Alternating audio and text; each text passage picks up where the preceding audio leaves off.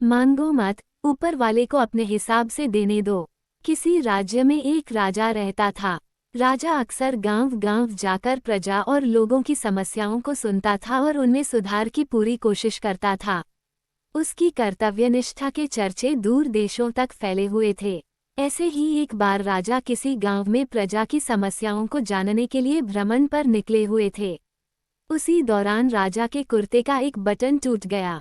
राजा ने तुरंत मंत्री को बुलाया और आदेश दिया कि जाओ, इस गांव में से ही किसी अच्छे से दर्जी को बुला लाओ, जो मेरे कुर्ते का बटन लगा दे। तुरंत पूरे गांव में अच्छे दर्जी की खोज शुरू हो गई। संयोग से उस गांव में एक ही दर्जी था जिसकी गांव में ही एक छोटी सी दुकान थी। दर्जी को राजा के पास लाया गया। राजा के कहा, मेरे कुर्ते का बटन सील सकते हो? दर्जी के कहा, जी हुजूर, ये कौन सा मुश्किल काम है। दर्जी ने तुरंत अपने थैले से धागा निकाला और राजा के कुर्ते का बटन लगा दिया। राजा ने खुश होकर दर्जी से कहा, बताओ, तुम्हें इस काम के कितने पैसे दूं?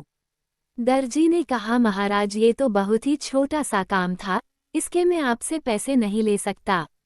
राजा ने फिर कहा, नहीं, तुम मांगो तो सही, हम तुम्हें इस काम की कीमत जरूर देंगे। दर्जी ने सोचा कि बटन तो राजा के पास था ही, मैंने तो बस धागा लगाया है, मैं राजा से इस काम के 2 रुपये मांग लेता हूँ।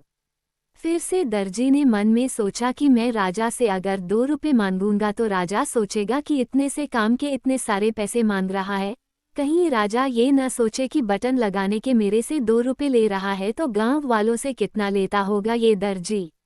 यही सोचकर दर्जी ने कहा, महाराज, आप अपनी स्वेच्छा से कुछ भी दे दें। अब राजा को भी अपनी हैसियत के हिसाब से देना था ताकि समाज में उसका रुतबा छोटा न हो जाए। यही सोचकर राजा ने दर्जी को 2 गांव देने का आदेश दे दिया। अब दर्जी मन ही मन में सोचने लगा कि कहाँ तो मैं 2 रुपये मांगने की सोच रहा था और कहाँ तो राजा ने 2 गांवों का मालिक मुझे बना दिया। दोस्तों, हम लोग भी उस दर्जी के समान अपनी क्षमता से सोचते हैं और भगवान से कुछ न कुछ अपनी हैसियत से मांगते हैं।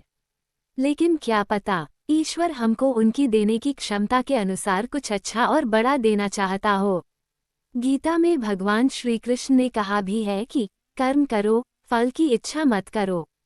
जब आप भगवान पर सब कुछ छोड़ देंगे, तब वह अपने हिसाब से आपको दे देगा।